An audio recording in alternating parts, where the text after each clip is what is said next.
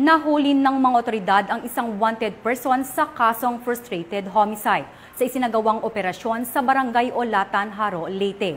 Ang matagumpay na pag-aresto ay bahagi ng tuloy-tuloy ng kampanya ng pulisya laban sa mga nagtatagong individual na may kinakaharap na kaso.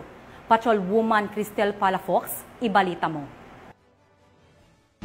Ng mga otoridad ang isang lalaking wanted person na may kasong frustrated homicide sa Barangay Ulutan, Jaro, Leyte. Bandang alas 5:20 ng hapon nang maresto ang akusado ng mga tauhan ng Jaro Municipal Police Station kasama ang 2nd Leyte Provincial Mobile Force Company sa bisa ng warrant of arrest para sa kasong frustrated homicide na may nirekomendang piyansa na 72,000 piso para sa pansamantalang kalayaan. Dinala ang akusado sa Jaro MPS para sa kaukulang dokumentasyon at tamang disposisyon. Ang matagumpay na pagkakaresto sa akusado ay patunay lamang na epektibo ang pagpapatupad ng pambansang pulisya sa kanilang sinumpaang tungkulin na maghatid ng serbisyo publiko para sa mas payapa, ligtas at maunlad na bagong Pilipinas.